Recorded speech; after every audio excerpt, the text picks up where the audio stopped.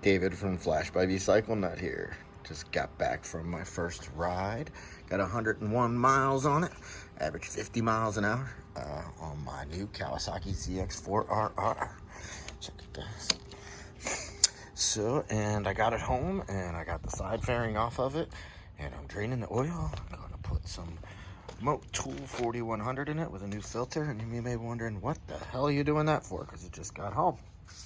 So wanted to do a little video about how I break in new bikes. So this is my shiny new bike, so I get to break it in however I want. Your shiny new bike, you get to break in however you want, but just gonna let you in on what I do. So what I do, as you can see, is as soon as I get home, I change the oil. When you're assembling motors, there's some assembly grease that has to go in there, and no matter how clean the workshop is, you still have an open motor. So I like to get that oil out of there as soon as possible and replace it with a good quality oil.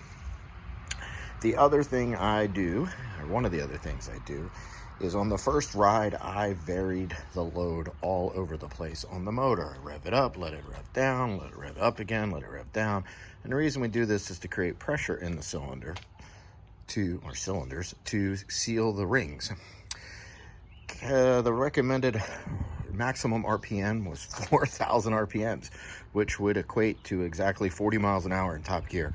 Completely ridiculous. So I kept it under 9 grand and didn't leave it up there. I would just run it up there and let it rev back down, and run it up there and let it rev back down. Initial reports of the chassis are amazing. Motor feels as you would expect a 400 to feel, but the chassis really stable over bumpy roads, turns in super light as you would expect. I'm really happy with that part of it. So the next thing that I will do is that I will heat cycle this motor 4 or 5 times over the next couple days, and then excuse me, I will just run it or like I normally ride my bikes, and in this case it'll be on the dyno. Today is Thursday night. This will be on the dyno for its baseline pulls early Saturday morning. Stay tuned for that. So I just got done changing the oil. Happy to report that was pretty easy.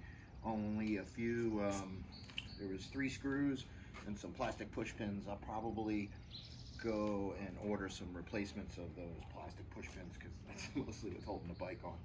And just want to talk about my break-in process as I sit here and wipe off the bugs from my first ride.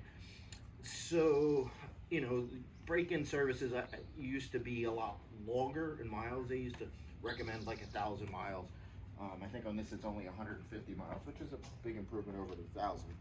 But on my dashboard it told me that I averaged 50 miles an hour, which in 100 miles. So if we just assumed I was in top gear the whole time, that would equate to 5,000 RPMs. In top gear, every 1,000 RPMs is approximately 10 miles an hour. So if you do the math real quick, 5,000 RPMs times 2 hours of riding, it's about 600,000 rotations. So I just can't imagine with today's manufacturing techniques that the surfaces need to mate to each other any more than 600,000, over 500,000 rotations. For me, like I said, the heat cycle was a big thing. Metal expands as it heats up and then contracts as it cools off. So we want all those mating surfaces to do that a few times so that they're all settled in before we really start wailing on it and creating a bunch of heat in there. Other than that, so far I'm happy to report that it seems pretty easy to work on. I'll continue to make some videos as I go along with it. Thanks for watching.